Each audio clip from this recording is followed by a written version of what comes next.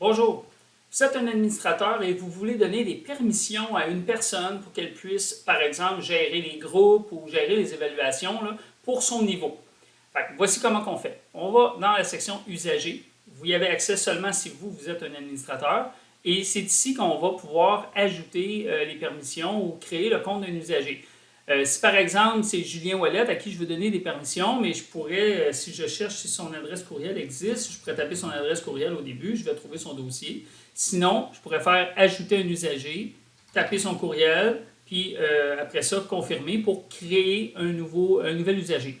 Fait que si je m'en vais sur Julien Ouellet, puis je veux lui donner des permissions pour cette année, je vais cliquer sur Ajouter.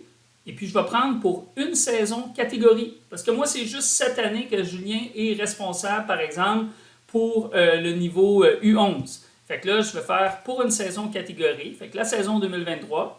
Pourquoi on choisit la saison? C'est qu'à la fin de la saison, cette personne-là va perdre automatiquement ses accès.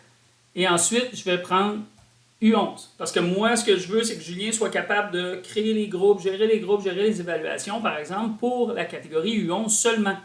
Fait qu'ici, je pourrais dire, OK, je te donne la possibilité d'aller gérer tout ce qui est les évaluations. Je te permets de créer et de gérer les groupes.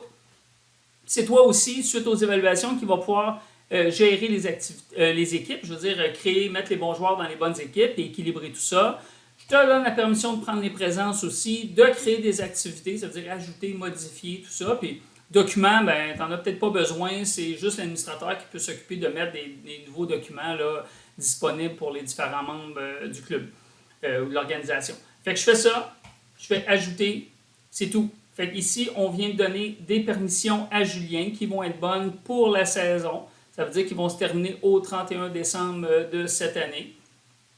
Et puis là, lui, il va recevoir un courriel, il va pouvoir activer son compte, puis aussitôt qu'il va être connecté, il va pouvoir justement, comme je vous dis, créer, gérer les groupes pour toute la catégorie U11. Si je veux le faire pour une autre catégorie, en plus, ben excusez, là je me suis trompé, c'est justement, il faut que je prenne saison catégorie.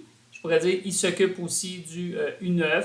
Je ferai la même chose, je pourrais redonner des accès pour U9, et ainsi de suite. On ne choisit jamais pour toutes les saisons, à moins que ce soit un administrateur. Il y a une autre vidéo qui explique comment ajouter un administrateur. Mais pour une personne à qui on veut donner des accès horizontaux, ça veut dire qu'il va lui permettre d'accéder à plusieurs groupes différents, tout ça, ben c'est comme ça qu'on procède. Si c'est au contraire un entraîneur ou un gérant à qui on veut donner accès seulement à une équipe, ben, il y a une autre vidéo qui existe aussi qui montre comment donner des permissions directement pour une équipe seulement. Alors sur ce, je vous souhaite une bonne journée et surtout une excellente saison. Merci, au revoir.